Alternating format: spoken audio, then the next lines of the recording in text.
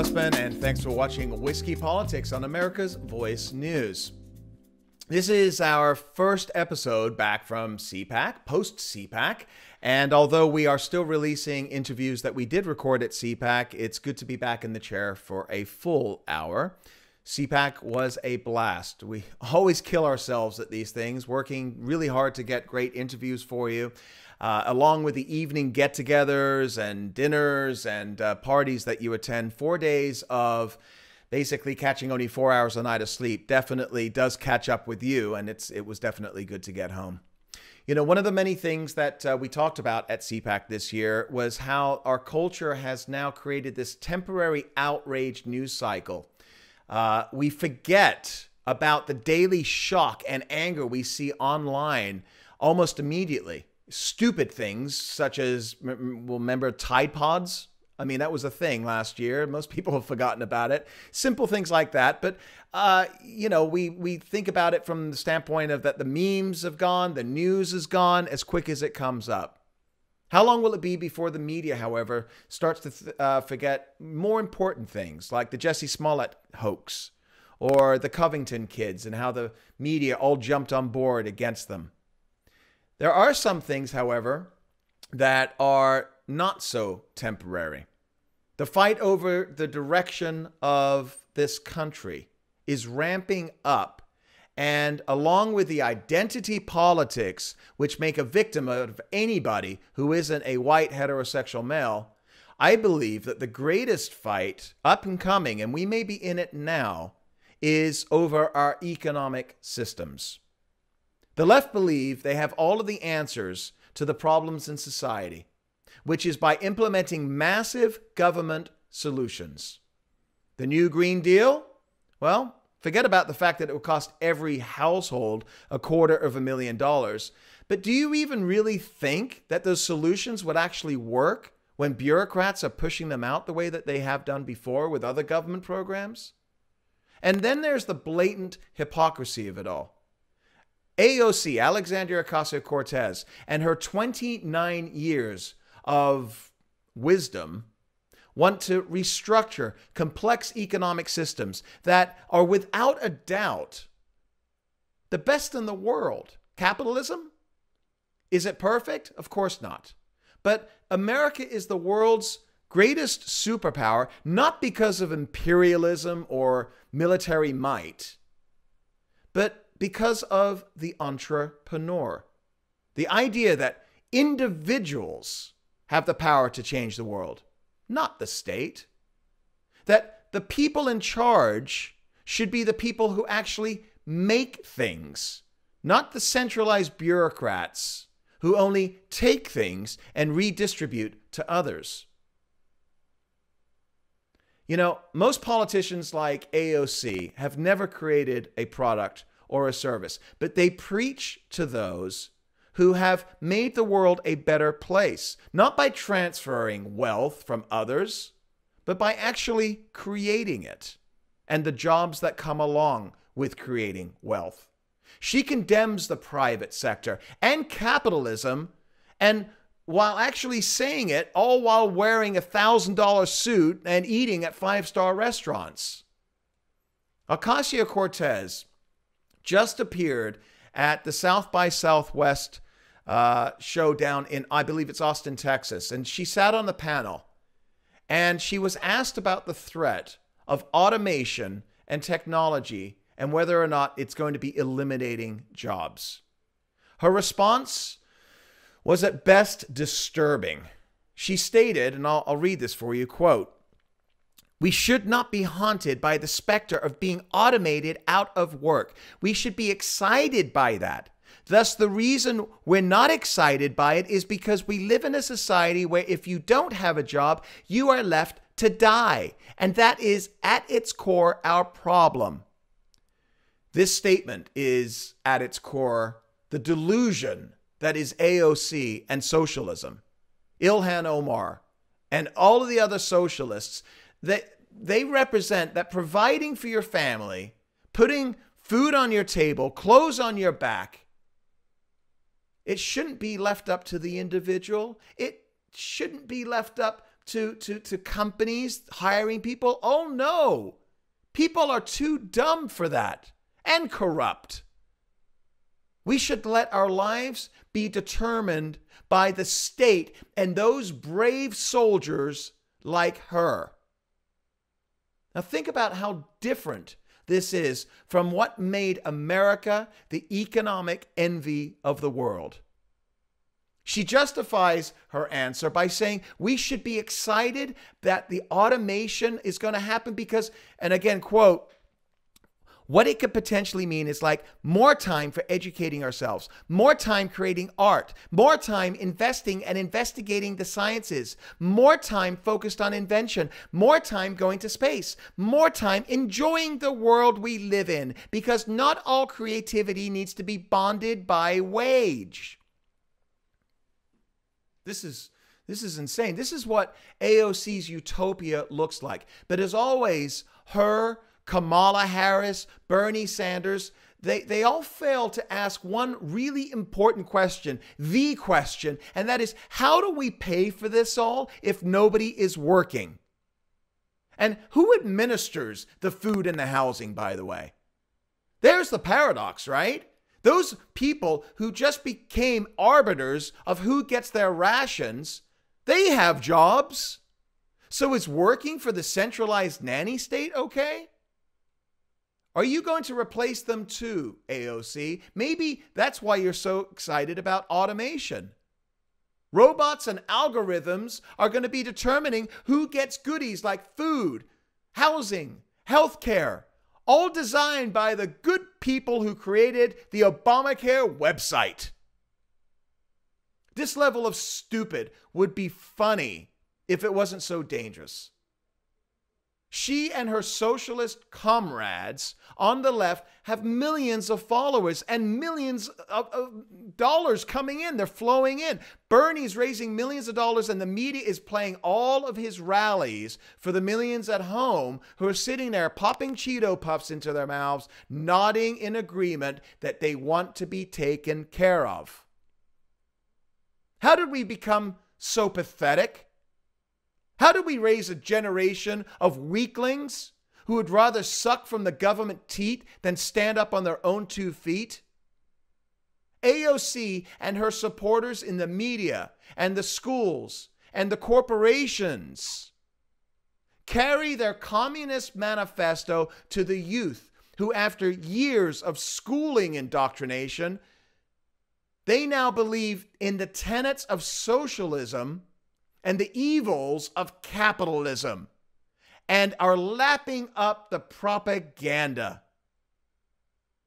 The lemmings are graduating their Marxist schools and are now propagating their ideas in corporations and passing them on in memes and tweets, and the ignorant among us are buying it up.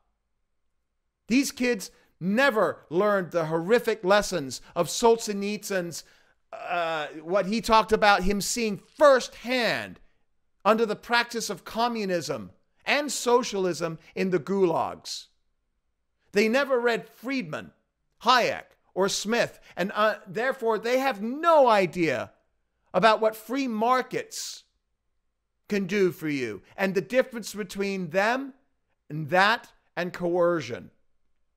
But they believe that they have a good sense of economics because AOC writes snarky tweets. Listen, polls suggest socialism is becoming popular.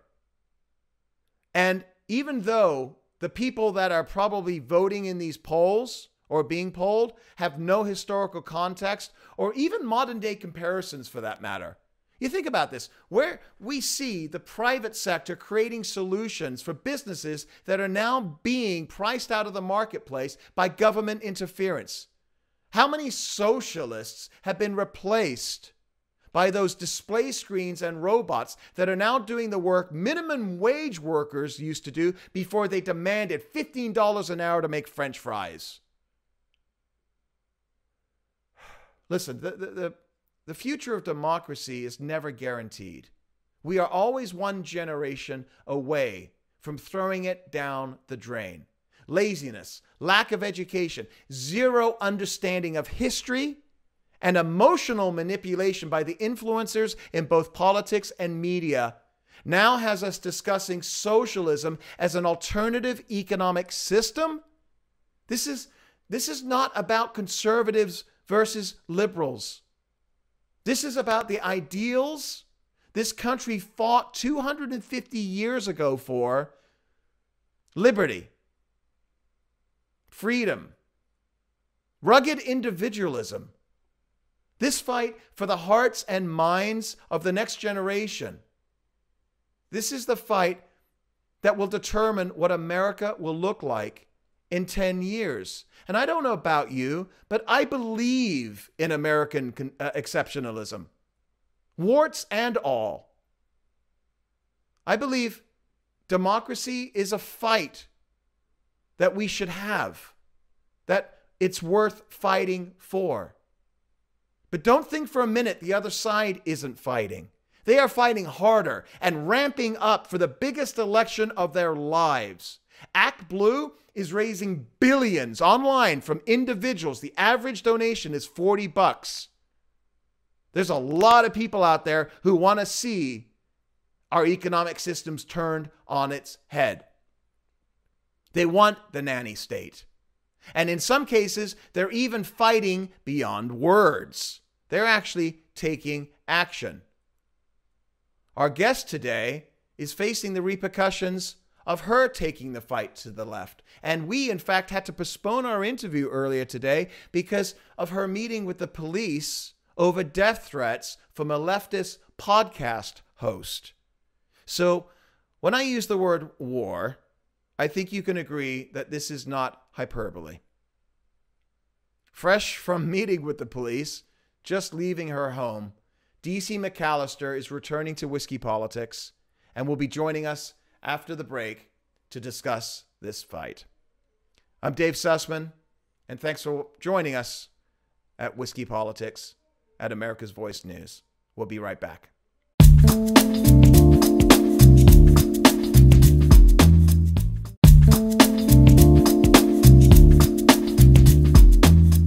And welcome back to Whiskey Politics. Dave Sussman here with you, and delighted to have with us, returning to Whiskey Politics, and now kind of a frequent contributor. Thank you so much. Denise McAllister. You can find Denise over at the Daily Wire. She's a senior contributor at The Federalist, PJ Media, and co-author of the new book, Spygate. Definitely check it out. Denise, welcome back. How are you? I'm doing great. Thank you. It's great to be here. I love it. It's good to have you. And I know that we were scheduled a little bit earlier in the day. You got something going on. You've tweeted about it. So from what I understand from your Twitter account, and we'd like to get into a little bit more, you are receiving death threats once again. Again. Yes. I can't get into details about what's happening moving forward from today, because that needs to be handled by the investigation. But yes, a podcaster on YouTube it was after the election, when I wrote about the conflict between white women and black women in voting, did a podcast where she threatens my life and calls others to kill me. And it's very explicit. It's credible. She even says, "I'm not kidding, and I'll tell the police that that's exactly what I mean." And there were comments in the section showing their support and wanting me to be killed. So this is the kind of thing journalists get too much and political commentators get too much. And I'm just not going to let it slide this time. And we investigated the last time. The last time was anonymous. This time we know who the woman is and we know where she is. And it's just a matter of going through the process right now. But enough is enough. So to people who are speaking truth. Yeah, and so this is something that you have dealt with before, and a lot of journalists are dealing with here. And so, from what I understand here, it's a black feminist who did a whole podcast on you and talked about your demise. Right. So you talk about why this happens. Okay, people are virulent when it comes to their opinions now, especially online and on Twitter. And you've spoken out about intersectionalism and feminism, or third rail feminism, third wave feminism. Why would this, do you think that she was so angry with you? What about what it is that you said brought out this ire from her? It happens a lot in the feminist messaging because I'm challenging their power structure. I'm challenging and undermining their message that they're victims, and that women are victims, that women of color are victims, and that we're in a power struggle with a straight white man. I'm challenging that. I'm negating that. I'm saying that it's not true and making an argument about it. And I'm challenging them straight on. And the problem is that because they have embraced a power structure that where our purpose here is about power dynamics, then they're going to respond in that way. They're not going to respond reasonably or, with some kind of open warmth and affection of discussion. It's a power struggle. It's Marxist at its core. And this is why when people talk about, what happened to debate in society, what happened to just having our arguments out there and being respected. The reason is not only because we've abandoned objective truth in which to have those arguments, but the left has embraced Marxist ideology, which reduces everything down to this power struggle. And that's what you get. So when you challenge them, you're going to get a reaction. And the harder you challenge and the more you challenge them, the harder they're going to fight back. And I get it every time. So let me ask you just point blank, okay? If this was a white woman and you were black, do you think this would be a story today? Because you haven't heard about this anywhere else other than your feed. Yeah. No, you would hear about it immediately. If I were black or a Muslim, then being attacked the way that she did attack me, and saying that I should be, if anyone sees me on the street, I need to be choked. I need to be very grounded into the ground. She will see the end of me. She said that if she sees me, she wants to punch my teeth down my throat, that she wishes that all of her brothers and sisters felt the same way because someone like me needs to be taken out.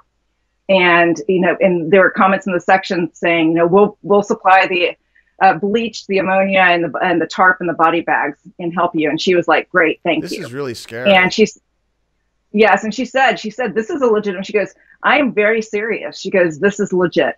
And she actually said that. This is so stupid. But it's still up. It's been up for 3 months. And no one, like I said, if this were a white man or a white woman going after a person of color, you would be hearing about it from activist groups. But you don't hear this kind of thing. And I'm not the only one who suffers from this. I mean, there are other journalists. I know other women who've been attacked in this way. Sometimes it's not so easy to get it out there because it is anonymous. But I make a point of calling it out. And some people don't like to do that. They just like to turn over to the police and let them handle it. And I understand the wisdom for that. But I want to call it out, not because I'm being a victim. It's not that. It's the issue that we are being silenced and threatened.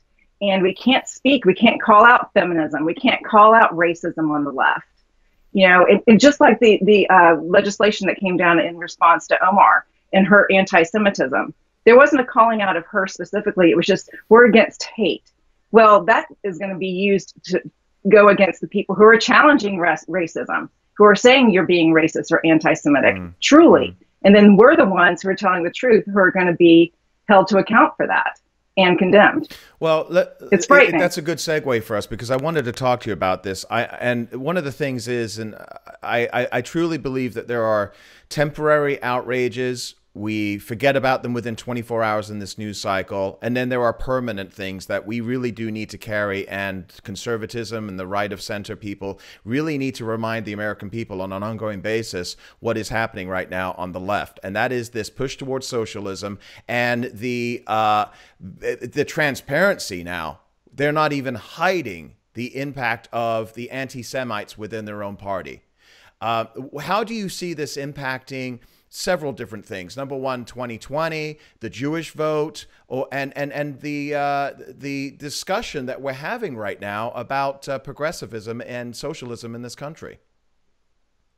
Well, again, the basis is a reductionistic, materialistic ideology. That is what has gained power and control in our country. Trump election was a fight, a last-ditch effort, I would think, a rally cry of the right, center right to fight against that. But it's still very much entrenched in our education system. We have a whole generation that is just saturated in this kind of ideology. And I don't see a whole lot of liberal Jewish people jumping on board with us because their ideology primarily is liberalism. It is this underlying cultural Marxism. And I just don't see them taking seriously the anti-Semitism of these statements of the leftists, because even if they agree that it was anti-Semitic, it's not that bad. Because again, they are the disenfranchised groups, the liberals, the leftists. And so they have a right to get a little leeway in what they say because their ultimate goals are legitimate, to overthrow the power structure of the white patriarchy. And that is what we're fighting. It's not some kind of paranoid delusion on our parts or conspiracy theory. This is an actual philosophy that has taken hold in our country. And it's violent at the core, and it will lead to more violence, not just threats, but violence. And we need to call it out, not because we're victims or afraid or we're trying to make enemies or any of that. This is calling to account and waking up America to what's going on here. And if you know anything about history, human history, that's the norm, is this kind of power struggle. And so, you need to take it seriously and understand what's going on. Real quickly before our first break here, Jews generally have been very liberal. Most Jews vote for Democrats. The percentages for conservative Jews has grown in previous elections. Do you think you will see, there's a new term out there called Jexit. Do you think there's going to be some bigger push now by conservative Jews to bring those that are standing in the middle wondering what the heck happened to their party over to the right? I think there is. I think we see it. The conservative Jews really calling to account fellow Jews to stand principled and understand what the struggle is here, what we're fighting. And I think that that's what has been a missing piece for so long. We just talk about it being political or partisanship. No, we have an ideological war going on. And it's between two different visions of what America is. We're not one America with two different parties just battling out politics. Right. No, we have two different Americas with two different ideologies and principles fighting against each other for survival and defeat of the other. Okay. All right. And one side is good and the other is evil. All right. Well, let's talk a little bit more about this after the break. We are delighted to have with us DC McAllister, and you could find DC McAllister on her Twitter account at, is it McAllister Den? At McAllister Den. 2 L's. All right, 2 L's. We'll be right back with DC McAllister. I'm Dave Sussman at Whiskey Politics.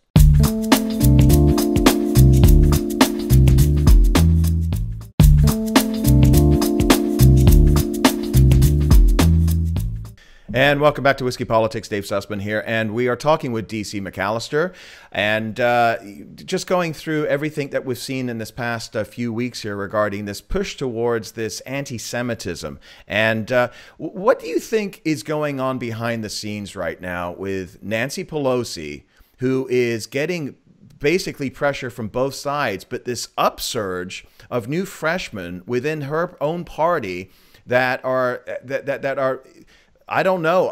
Is she concerned that they're about to throw away an election and she's going to have a majority for 2 years? Or do they think that this is a strategy that's going to work? Well, I think that's what they're trying to figure out. But I think she's afraid. I think there's more to it than that when it comes to Pelosi. It's not just about winning the election. It's about her retaining her own power within the Democratic Party. So even if she thinks that they can win an election with the socialists being so loud and the anti-Semitism, she doesn't like that they're usurping her authority. And she doesn't want them taking over her place, which is what they aim to. So we have a generational struggle within the Democratic Party of this younger, more Marxist group against the older Democrats. And so the progressives. And so she's weighing where she's going to ultimately remain in power. That's her number one thing. And also remaining in power through winning the election. So it's both. And, she should be. My fear is that they can still win an election with this. The numbers are so close. I mean, the last election was so close. There was anti-Semitism in the Democratic Party before this. So, this isn't actually something new. It's just something more blatant by someone who's sitting in Congress, being so blatant about it. And they're trying to figure it out. I know they're trying to rein in AOC and the others, but they're still going to come down. They stick together. The left does, so they'll figure out a way to stick together. They always do. They got to be concerned, though, because they're taking a look at some of the dumb things that AOC is saying. They're taking a look at the anti-Semitism of Rashid Tlaib and Ilhan Omar and some of the others that are in the party as well. And yet these people seem to have a following. They seem to have a popularity. And I'm going to just put it in the reasoning camp for the fact that you've got a lot of idiots that are out there, and they're saying things, they're talking to these people through social media, and many of these people, they don't read books, they haven't read history, they're learning everything they're learning today through memes on Instagram. So how do we combat against this? Because this upsurge of socialism, this discussion of socialism and free everything for everybody, seems to go against the tenets of what America stands for as a capitalistic country, which I think we can all agree has benefited the entire world, not just America. Well, you're dealing with almost a cult mindset because they're worshiping at this ideology of power. And, you know, the threat to their rising power is the established rulers, as they see it. White men, the established parties as they are, even people within the Democratic Party who aren't completely in line with their leftist agenda. They all need to be wiped away in this noble struggle that they have. And they're fiery behind it, and they're passionate because they really do believe it's right and that you really are the enemy. Right. And they've bought into the ideology, and they are maleducated. They aren't well informed. They're stirred up into a frenzy through social media. And so everyone is reduced to this flat plane of just what your one idea is about your philosophy. And, you know, so if you want to bring any kind of reason to debate, like I did between black and white women and voting, you're immediately labeled a racist and silenced. And that's been going on for years, but it's been picking up even more. The way to fight this, I don't think you're going to change the mind of a cult. And the only way that a cult person gets out of the cult is when the cult no longer works for them, that they really see the damage and the danger and that it does. And so they either drink the Kool-Aid or they see that the Kool-Aid's coming and they get out. And unfortunately, on a global scale and on a national scale, that means catastrophe. It means decline for them to actually live out the consequences of their own ideology to make them change. In the meantime, does that mean we just sit by and do nothing? Of course not. We continue to make the case, continue to preach the truth, continue to show them in ways that they may understand the consequences of their ideology, the untruth behind it, that they have lost they do not understand the purpose of humanity. They don't understand the purpose of men and women. They've lost all sense of meaning. All they see is a power struggle, and that they're the ones who are on the rise and that they're in the right. And so all we can do is push back. And we have to admit that we're in a war. Mm-hmm. You have to fight it. And I don't mean physically. I'm talking ideas.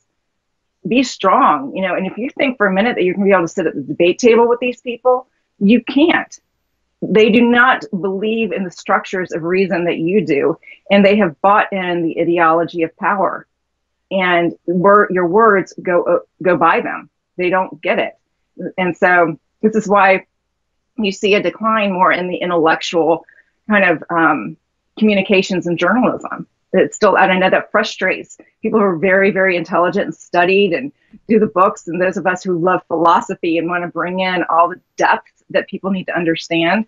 You know, we're battling memes, you know, and you can fight them with other memes. I mean, that's what the alt-right, not the far alt-right racist, but the computer warrior alt-right was doing, was bring in the right memes against the left memes. So there was a meme war, and using their own battle, their own tactics and strategies against them.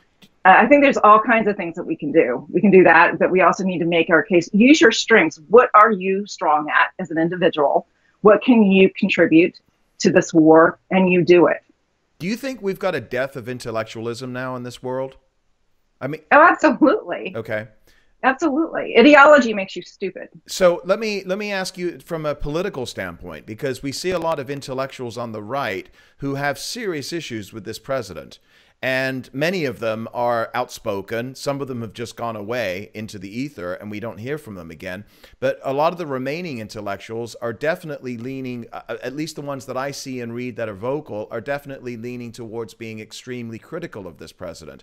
Does that break away sectors within the Conservative Party from each other? Do you have a divide within conservatism today with intellectuals versus populism?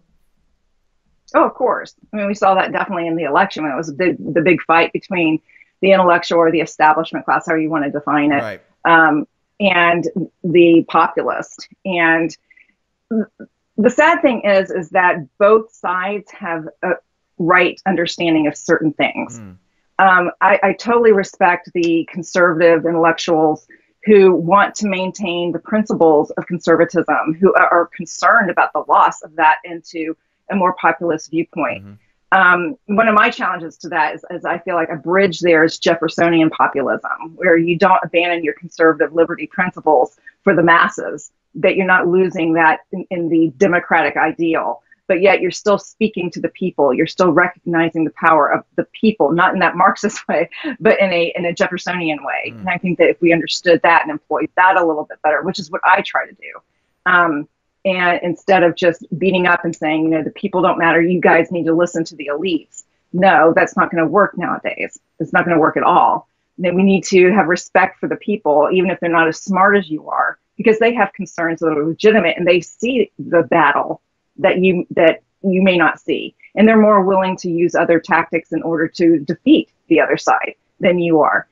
Understand and respect that, but yet drive everyone toward principles of liberty in doing that. And understand that you're in a war. And this is one of my frustrations with some people, is that they act like we're in the peace, where you can sit back and have these discussions, criticize our own side in the way that they do. Legitimate criticisms, don't get me wrong. Right. But we're in a war dealing with an irrational group on the left, and that's going to make it messy. War is war because you've lost all ability to reason together.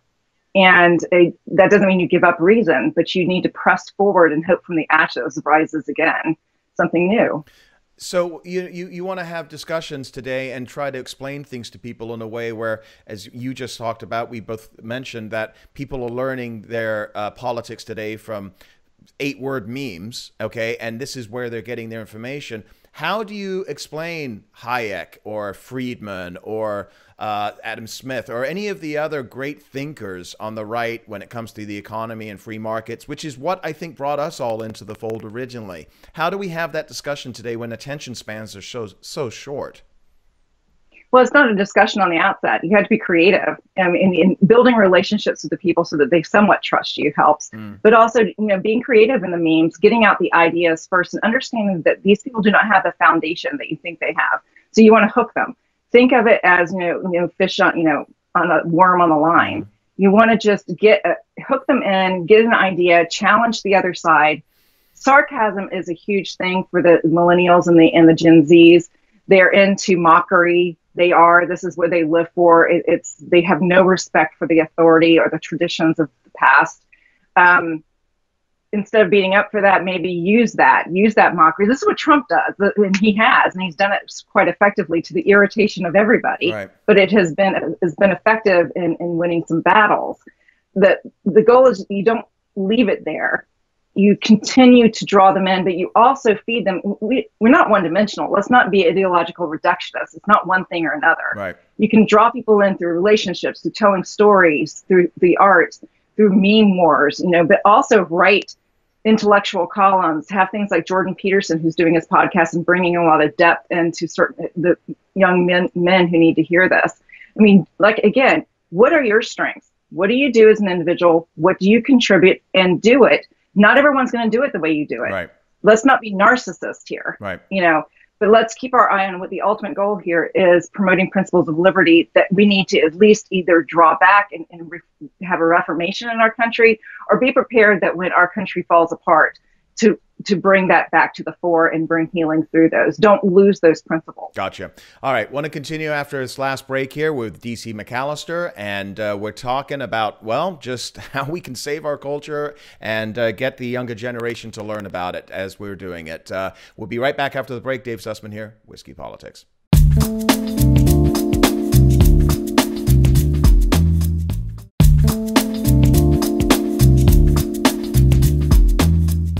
And Dave Sussman, welcome back. Whiskey Politics, and DC McAllister's in the chair, and we're chatting about everything going on right now in culture and politics. And speaking of culture, real quickly, we just went through in the last few days something called International Women's Day. And there was a tweet, I think you put it up, you said, fight for women's rights in countries where they actually don't have any women, can't be just like men, and should stop trying to replace them in the name of faux rights. Feminism undermines women by making men the standard of worth. Talk about that a little bit. What does that mean, and relating to this day of women around the world?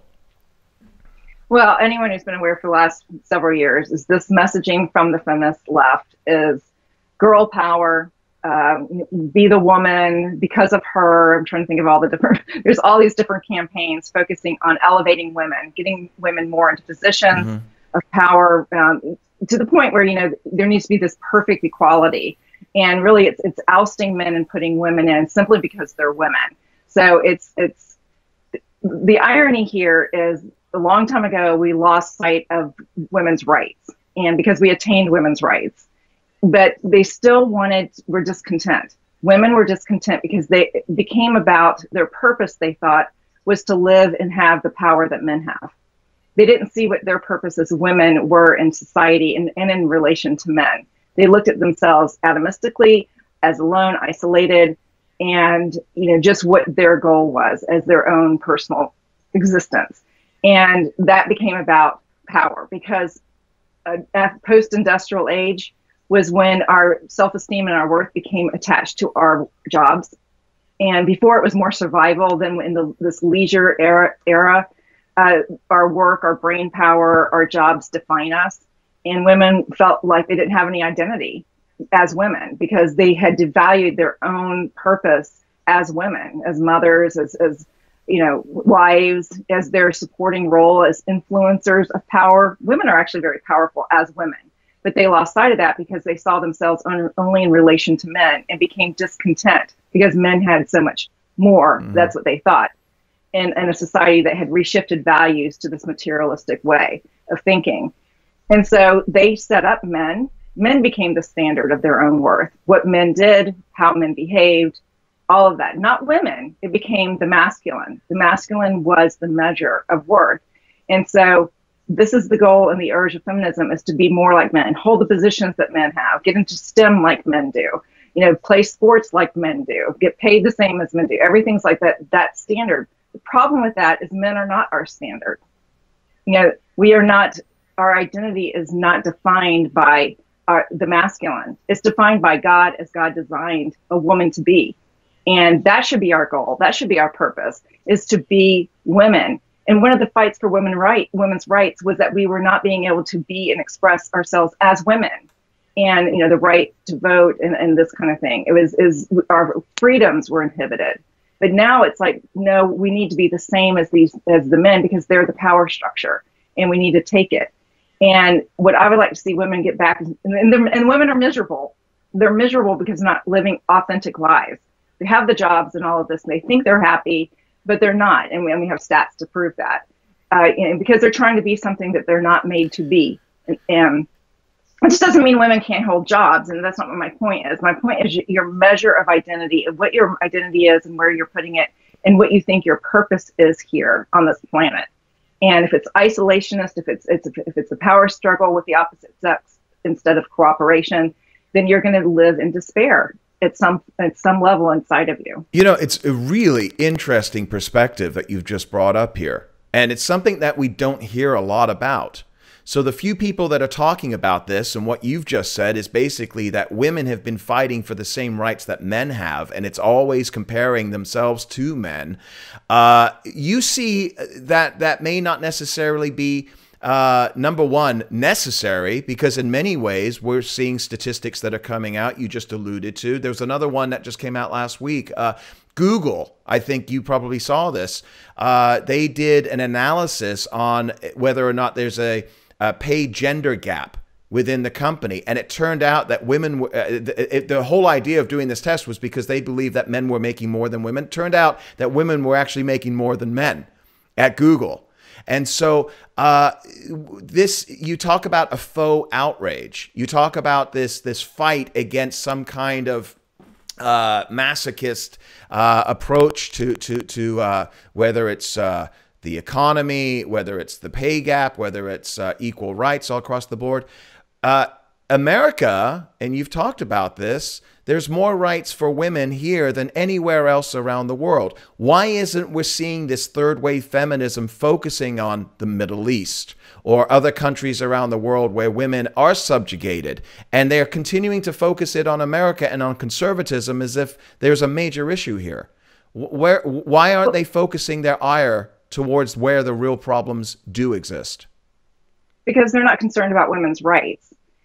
It left being about rights a long time ago. They don't want the same rights as men. We have the same rights as men. We have the same freedom. We should always be fighting for freedom, for women's rights, which is why we should be helping women in these other nations where they don't have freedom rights to live as women, to live as free individuals. No, what women want now is not the same rights that men have, but to have the same position. In our materialistic society, we have shifted purpose, and we have shifted. We look and embrace position rather than our purpose. Mm-hmm. We don't ask ourselves, what is my purpose in life, and where am I going to be? What am I designed as a human being, as a woman, and as my individual person, as DC McAllister? What is my purpose? Instead, I look at what position should I be holding, and then that makes me look out instead of inward about how I'm no longer looking how I'm designed to be, but what society or what men or what other people are keeping from me because I don't have the same position as others. And this is the problem. This is at the core Marxist, because it's this power struggle of those who have and the have-nots. And if I'm always looking at position as my understanding of equality, there's always going to be someone better, men and women, but whatever the power structure is going to be someone in a position that I'm not in, and therefore it's unfair. And so the outrage isn't faux, it's this idea of faux rights, because it's really about position that they want, not rights. It's real outrage. It's real anger, and we see it. And that's why they're so angry, because they feel that there's injustice in this world because they don't have the same power and position that others do. And whether it's whites and blacks or men and women, whatever.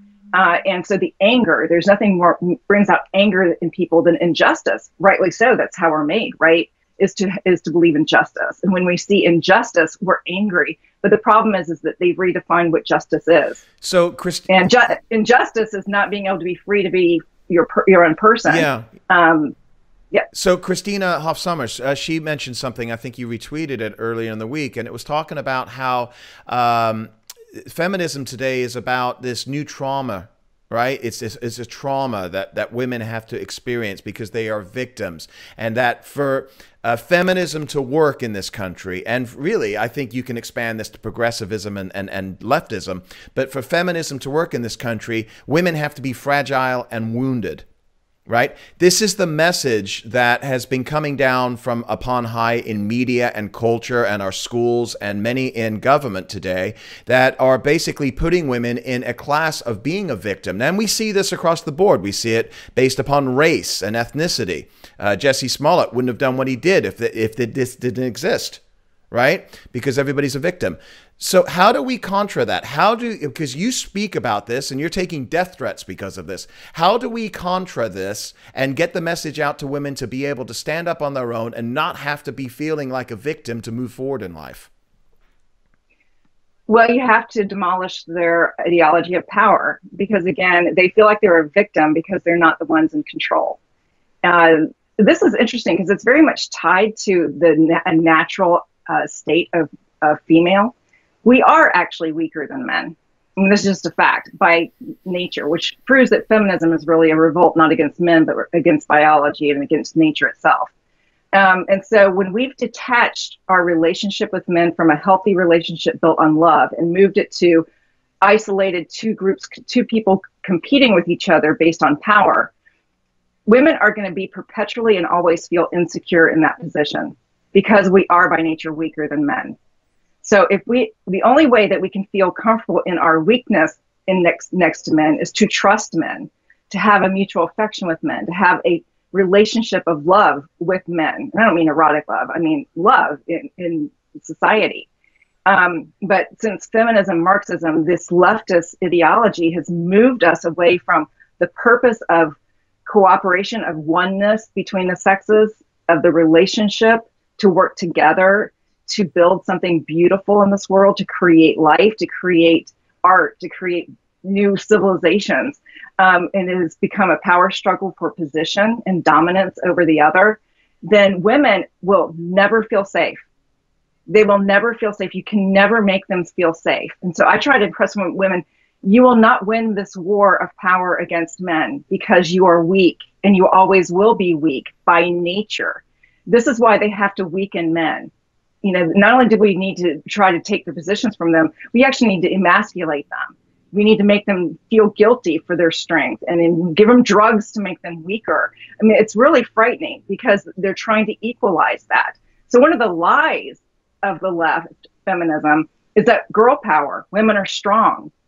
No, women are not strong in their position next to men. Women are strong in their own way as women. But even in that, in some ways, they will always be weaker than men. But that's okay because we work in cooperation with men. So before the trolls kill us online right now, you are referring to physicality versus mental and psychological and emotional, correct? Well, I think, again, physical, definitely. But I think in different situations, men are equipped with a a psychological way of looking at things, generally speaking, than women. In certain situations, they're equipped. Our minds, our bodies, and our spirits are not compartmentalized from each other. You are physically designed to be a way, and you've been given a psychology and a heart and a mind to go with your body. This is why men can handle war and fear of war better than a woman can. Not that they're not afraid, but men have a kind of courage that women don't have. Okay, trolls, don't freak out.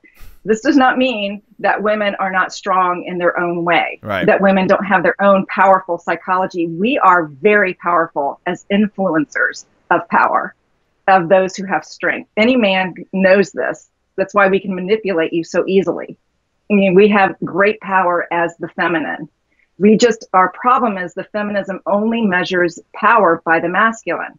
So if I say we're not like men, and men have these different kinds of strengths that can even, physically, they can overpower the women. They get upset because you're supposed to be just like men.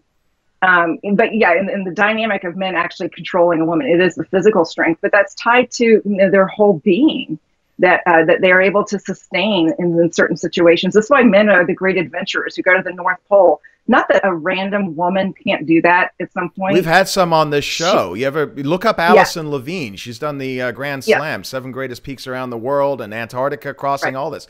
Yeah, there's plenty of women that they can do it. Yeah, do that, but it's not a lot of women. Right, and it's not the norm of the female psychology to do it. And that's not because society has fashioned, and we're not, our gender is not socially constructed. It's socially influenced and adapted to a society and cultures. That's why you have different expressions of it. But there is a core objective nature about who women are. Women, for example, I can go and, in great courage, go to war or climb the greatest leaps and bounds and mountains. I don't get the satisfaction of that the same way men do. Right. I'm happy I can do it, but when you can't measure people by an outlier, you have to understand that there's maleness and femaleness. That's a general rule, and it's a general objective truth. It's just like humanity.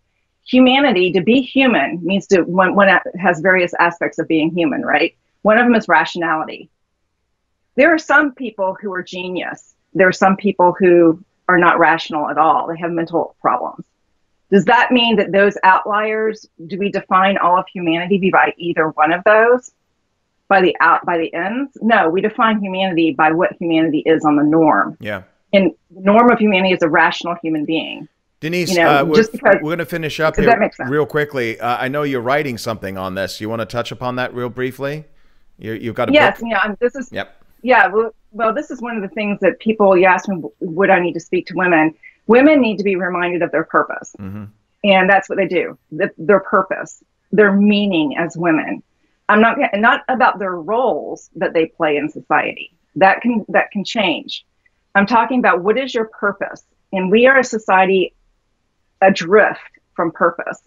It's all about power and position and personal goals. It's not about a grand design purpose, because we've abandoned the objective for the subjective. And so now we just have a bunch of people, individuals, fighting each other for power because we don't understand our purpose as human beings working together, as women in relation to men. And some people as individuals don't even understand their purpose, Gotcha. which is why they're lost. Gotcha. Mm-hmm. There's so much more I want to talk with you about. I know the Mueller investigation may be coming to an end here shortly. There's tea leaves that are showing that. I want to get your perspective, especially with your book Spygate with Dan Bongino. So folks, check that out as well. So we'll have you back on again real soon, as we love to have you. And good luck with everything that you're working on. And senior Federalist, senior contributor at the Federalist, and you are a senior Federalist. PJ Media and the Go Federalism. Federalism and Daily Wire. Check out DC McAllister as well on Twitter at McAllister Den, and really do appreciate it. Thank you so much, and I hope everything goes smoothly for you with this this death threat. This is really scary stuff. So hang in there and know that you've got an entire horde of supporters behind you that will stand up and defend you when needed. Okay? Thank you. Thank you so much, Denise. Appreciate you joining us, and we'll be back again real soon at Whiskey Politics. I'm Dave Sussman signing off. Cheers.